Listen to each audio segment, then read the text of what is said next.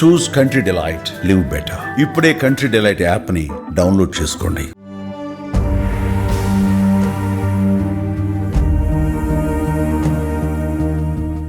ఇండియాలో కోవిడ్-19 కేసుల సంఖ్య రోజు రోజుకు పెరుగుతోంది. దీంతో మరోసారి దేశంలో కరోనా భయాందోళనలు నెలకొన్నాయి. కేరళ, మహారాష్ట్ర, ఢిల్లీ, గుజరాత్, పశ్చిమ బెంగాల్, కర్ణాటక రాష్ట్రాల్లో కోవిడ్ కేసులు అధికంగా ఉన్నాయి. దేశంలో 5,755 కోవిడ్ యాక్టివ్ కేసులున్నాయి. అలాగే గత 24 గంటల్లో కరోనాతో 4 మరణించారు. ఈ మరణాల్లో మధ్యప్రదేశ్, మహారాష్ట్ర, కేరళ, తమిళనాడులలో ఒక్కొక్కటి చొప్పున ఉన్నాయి. కరోనాతో మరణించిన వారు ఇతర ఆరోగ్య సమస్యలు కలిగిన వారేనని కేంద్ర ఆరోగ్య మంత్రిత్వ శాఖ తెలిపింది. తాజా మరణాలతో దేశంలో ఈ ఏడాది కోవిడ్ మృతుల సంఖ్య 59కి చేరింది.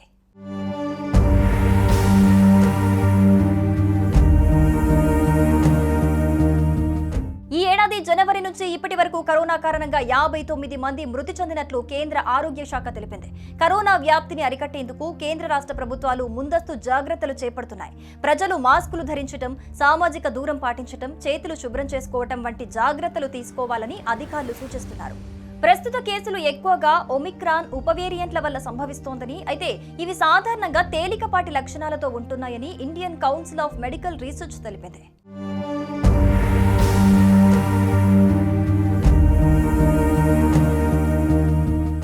భారతదేశంలో మే 22న కోవిడ్ యాక్టివ్ కేసుల సంఖ్య 257గా ఉండగా 2 వారాల వ్యవధిలో ఈ కేసుల సంఖ్య విపరీతంగా పెరిగిపోయింది. కేంద్ర ఆరోగ్య కుటుంబ సంక్షేమ మంత్రిత్వ శాఖ ప్రకారం కేరళ అత్యంత ప్రభావిత రాష్ట్రంగా ఉంది. దేశంలోని వివిధ రాష్ట్రాలలో కేసుల పెరుగుదల కనిపిస్తున్నప్పటికీ చాలా కేసులు తేలికపాటివేనని, ఇంట్లోనే ఐసోలేషన్ లో ఉంటే కోలుకుంటున్నారని అధికారులు చెబుతున్నారు.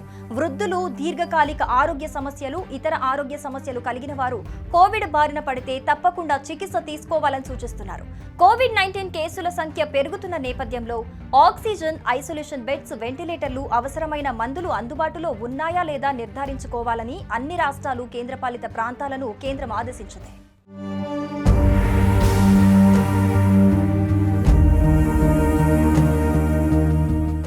శ్వాసకోశ సంబంధ వ్యాధిగ్రస్తులతో పాటు వయోవృద్ధులు కూడా తగు జాగ్రత్తలు తీసుకోవాలని, తరచుగా చేతులు శుభ్రం చేసుకోవటం, బయటికి వెళ్లినప్పుడు మాస్కులు ధరించడం ఉత్తమమని వైద్యులు సూచిస్తున్నారు.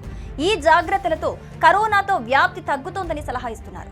రోగ నిరోధక శక్తి తక్కువగా ఉన్న వారితో పాటు వృద్ధులు, శ్వాస సంబంధిత సమస్యలు, తీవ్ర అనారోగ్య సమస్యలు ఉన్నవారు తమ పరిధిలో జాగ్రత్తగా ఉండటం శ్రేయస్కరం.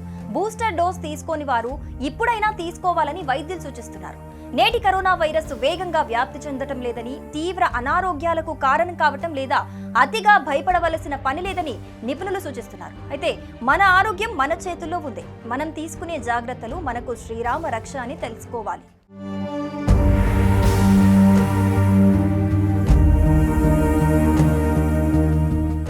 సుమన్ టీవీలో మీ పర్సనల్ అండ్ బిజినెస్ ప్రమోషన్స్ కోసం కింది నెంబర్కి కాంటాక్ట్ చేయండి.